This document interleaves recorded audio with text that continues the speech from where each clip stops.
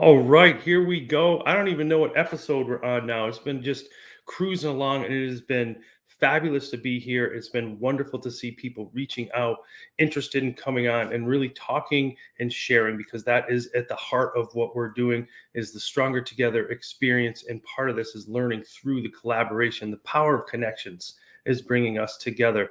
Before we start, as I do each and every episode, I want to thank Bulb and Swivel for all of their support. Stronger Together doesn't just mean two individuals. We have a lot of solution providers that are helping us each and every day. So I want to thank them. Check them out at their websites are scrolling across the bottom. Really psyched to have them as partners and really learn and grow from them as well. So one of the things I was watching the intro today, and it really hit me that this person that I'm bringing on was in it 3 times. I was like, whoa, how does this dude roll into the intro 3 times? It's not even his show, but that's right. He is worth it. He is someone I have known kind of on the outskirts. You know, I don't see those like Twitter things where they have like the inner circle, the outer circle. Well, the guest today has been kind of like around the outer circle for a couple of years, and I've been just thrilled and blessed that in the last almost 2 years have been really in the inner circle and learning, growing from each other. Somebody that inspires me each and every day. And I'm here in Massachusetts, and it's our first Massachusetts guest and someone who's on the intro 3 times. So I want to welcome in Dr. Chris Jones to the Stronger Together experience. Chris, what's up, man? Massachusetts in the house. How's Here it going? we go. Nice. You looking good. You're out. Look good. You chopping wood before you came up here. No, I've got I got out of work. I stayed a little extra because we've got a snow day tomorrow. Okay. The whole South Shore is canceled school for tomorrow because we're expecting somewhere around 7-8 inches of snow. So okay. And do you live close to work? You're gonna have to clear that out. No, I live about a half hour away. So the only clearing out I'm going to do is at the house, but that's all right because my fantastic wife made some beef stew for tomorrow. And snow days usually come with snickerdoodles, and man, I can't walk away from a snickerdoodle. No, not at all. So I've had the pleasure of being connected to you and now really considering you a friend, really close friend the last couple of years, but not everybody knows you. So share who you are, what you do, and just a little bit about yourself. Sure. My name's Chris Jones. I'm the proud principal of Whitman-Hanson Regional High School. I don't say that lightly. I am super proud to be principal there. It's a school that's in Hanson, Mass, which nobody knows where it is. So I'm going to say it's close to Brockton. It's about 40 minutes south of Boston. I've been there now. This is my 4th year. And I've been in education. Geez, I think I've been in education 21 years. I was a teacher, and it's funny because I started in alternative high school after. Oh wow, whereabouts? Down in Bridgewater. Okay. And so teaching's my second career. I was a coppersmith before I went into teaching. Wow. And did some historic doors and windows up in Boston area and things like that. And a lot of family members and friends were saying, man, you have to teach. You love history. You're into politics. And I was giving tours to friends and family members down at Civil War battlefields like Gettysburg and Sharpsburg and things like that. And one of the things that really hit home to me one time, I was given a talk at a certain part of the Battle of Gettysburg, and people in a tour group actually stopped listening to the tour guide and came over and started listening to what I was talking about. And I said, okay, so maybe there's this thing. Nice. But I always said, look, I went to school in an inner city high school, and I said, whereabouts?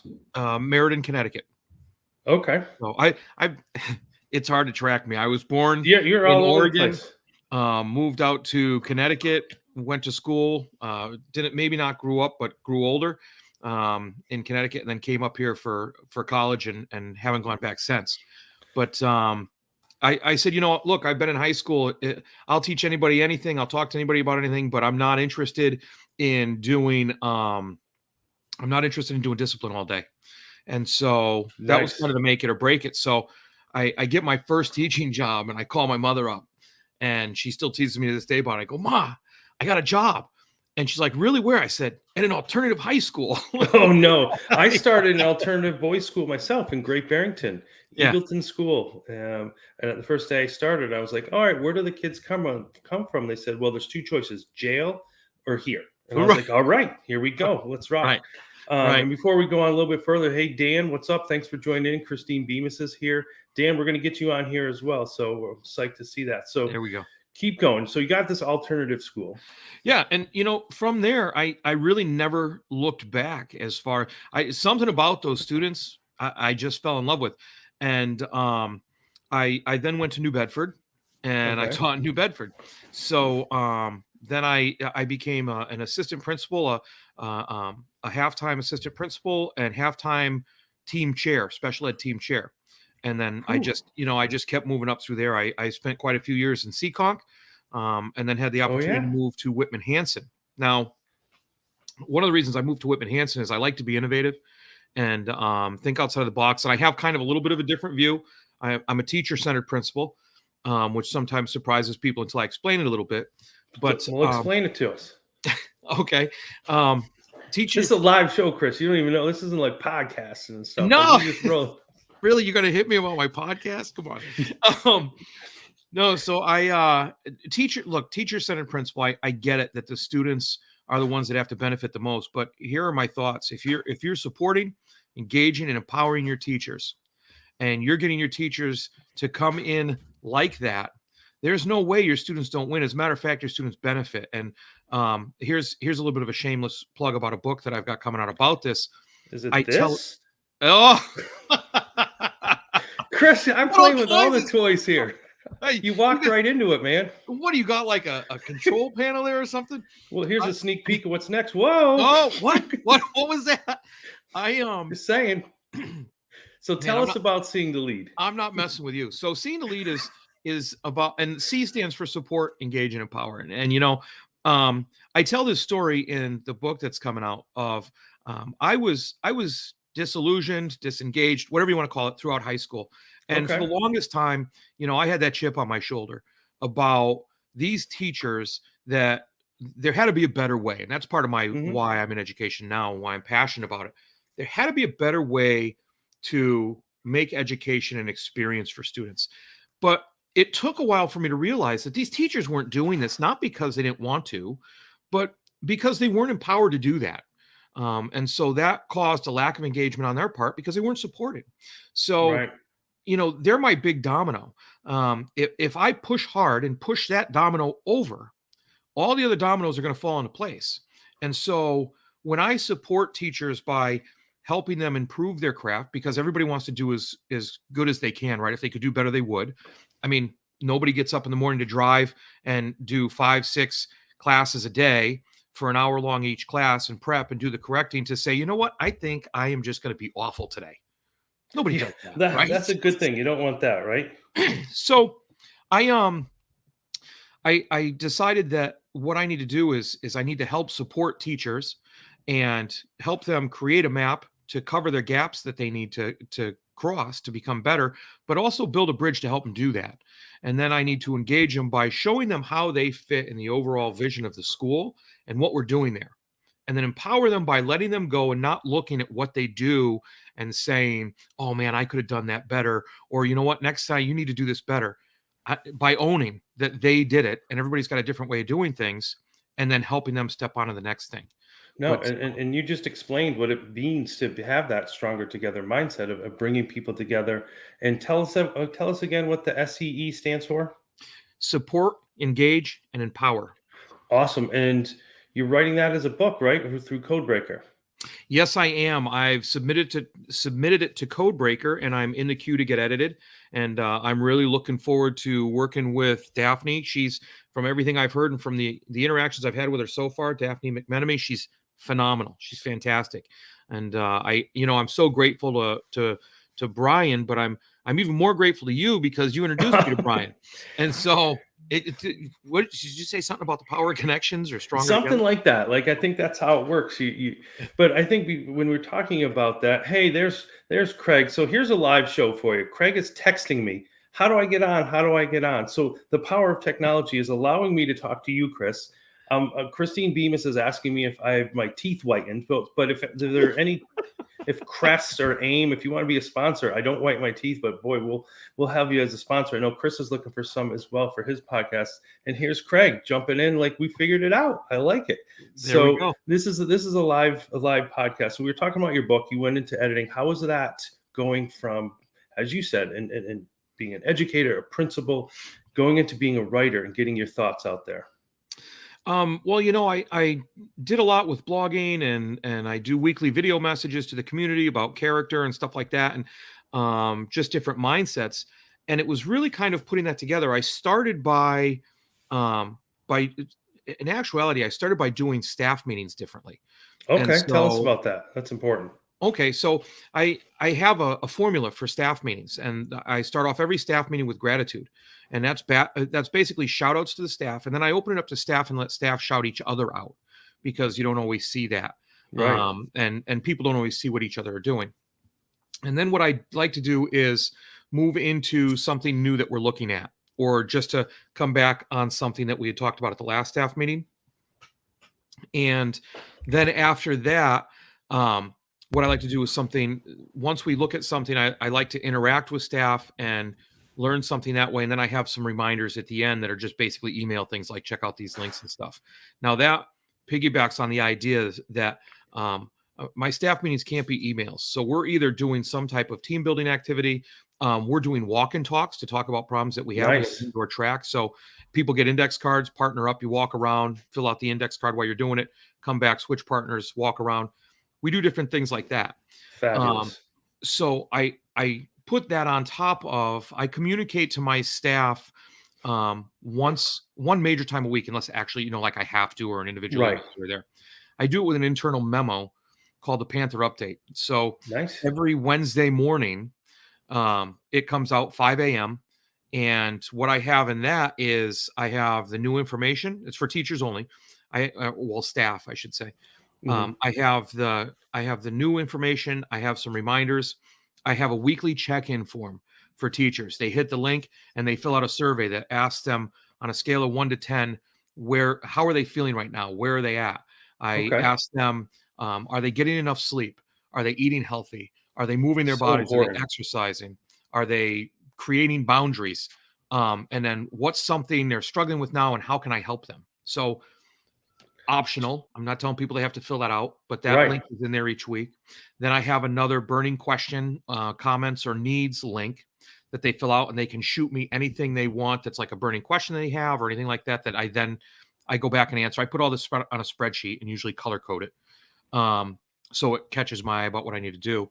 I also put in an article, some type of educational article about instructional strategy, about engagement or culture building or something like that, that they can read if they want to or not. And then I put in a quote of some type that might help them out with what they're doing during the week. But No, just so important. And working with staff and writing about culture, having that opportunity, you just showed them you value their opinion, you value what they do. And we kind of got on this path because Chris started and shared he started writing a blog. Make sure this is the website for his blog, so make sure to follow that, drcsjones.blog. Go check that out. Some great writing. And then from there we have Seeing to Lead. Is that the official title of your book? that's the working title right now: Seeing to Lead, Creating a World-Class Culture Through a Teacher-Centric Approach. Awesome. So we have a question from one of our viewers Oh, that cool. would you allow a teacher to run a Twister game in the class if it was educational? Yeah. Why not? I'd ask him to invite me. Nice. I mean, Can you just take pictures? That's all I ask. no. I wouldn't play. Could you Oh, imagine being a yeah. kid?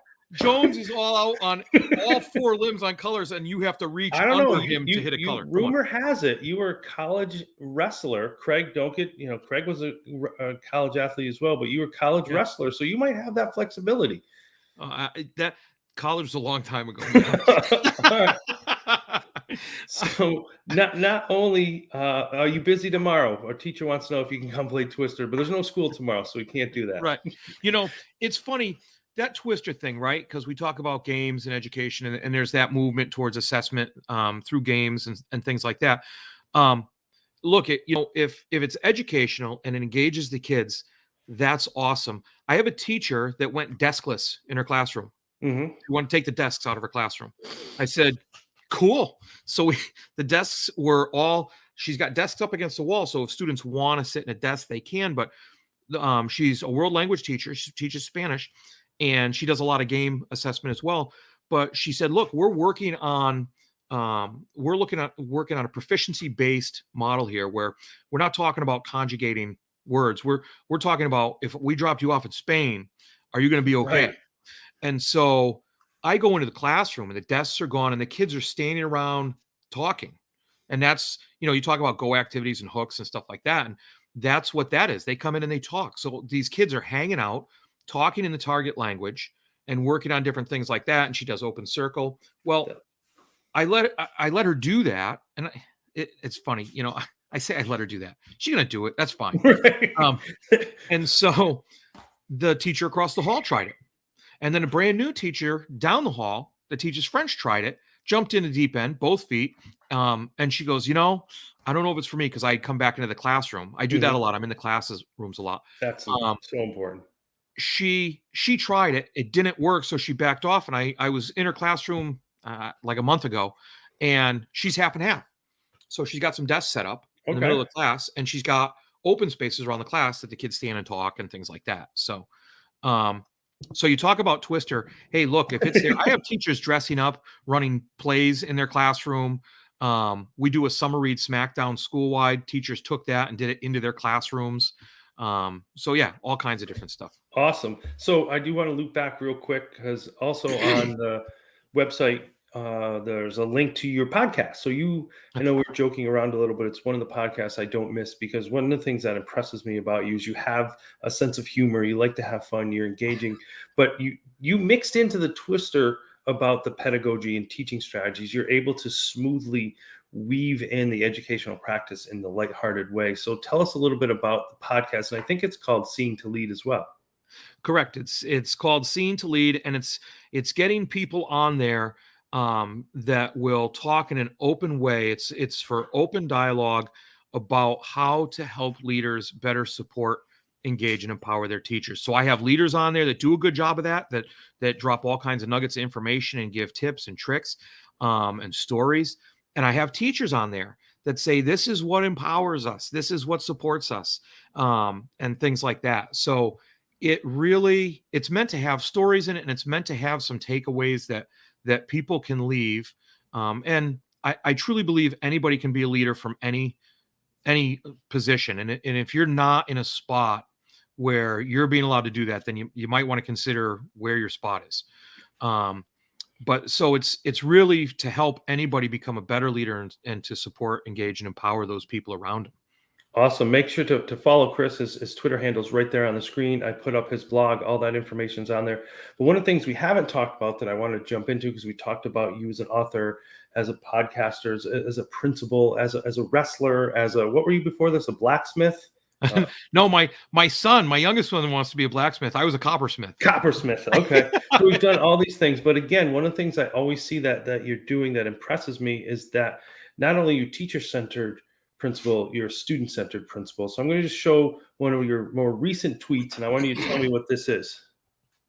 So this looks like Chris in his nice warm jacket and holding up some signs. It says, believe you can, and you're halfway there. And this isn't a one-time thing. So tell our viewers what this is all about.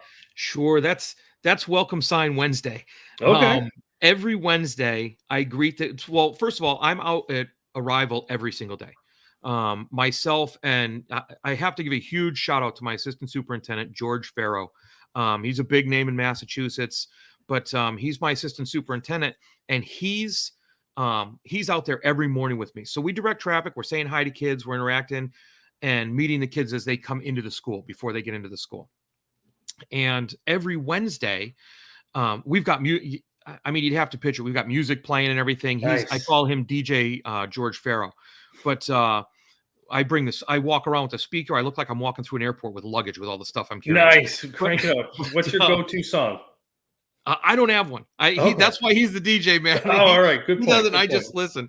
But every Wednesday, I hold up a sign with a motivational saying on it, with a positive saying on it, with something to welcome the students so they can look at it and say, hey, yeah, maybe.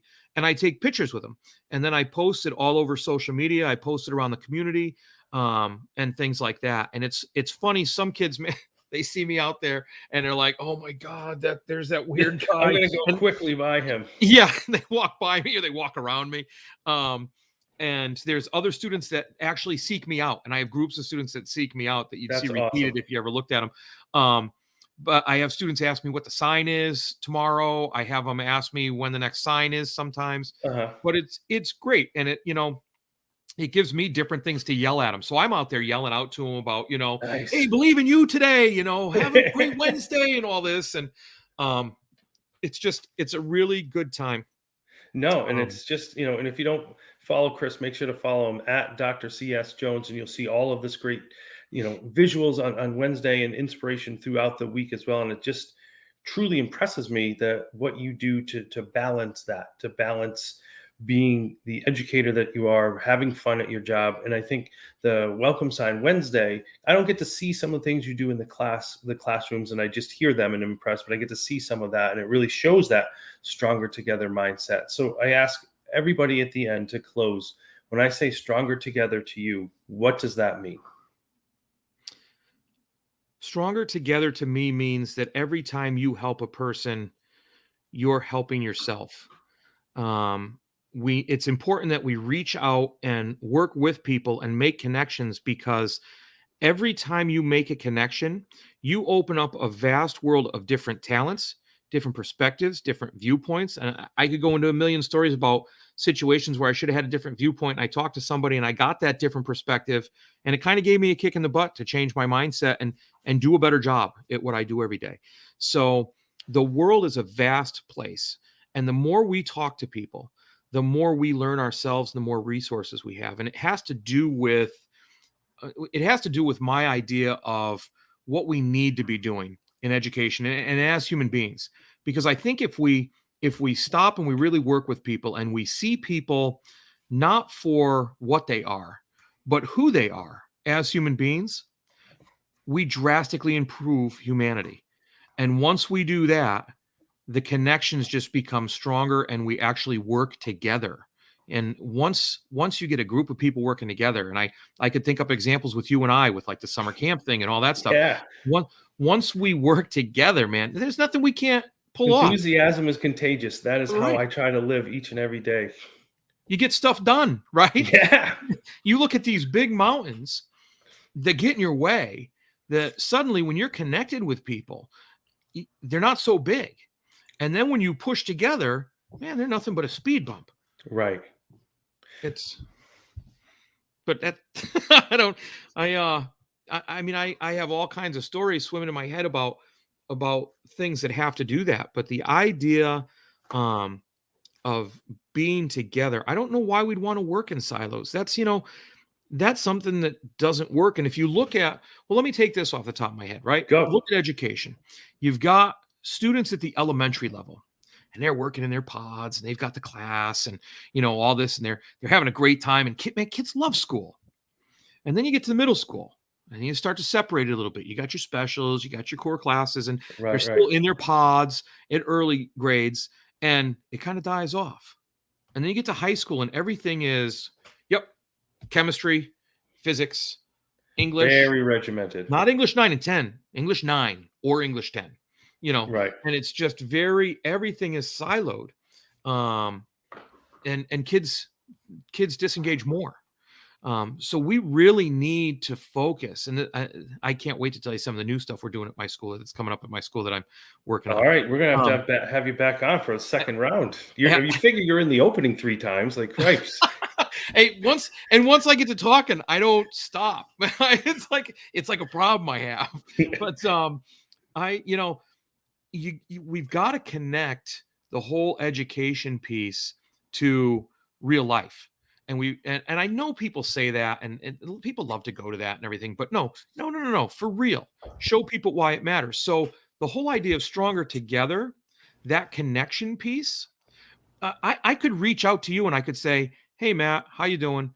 And that doesn't really mean anything. But if I Right. reach out to you and show you why it matters that I'm reaching out to you, hey, Matt, I was just thinking of you. Really cold this morning. How'd your dog fare on your walk?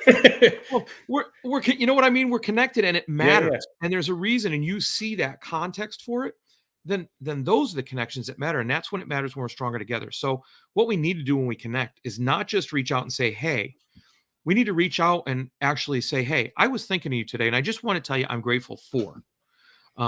Just stuff like that. Awesome. Well, Dan, thanks for tuning in. Christine, we had Craig, we had many people join in, throwing comments.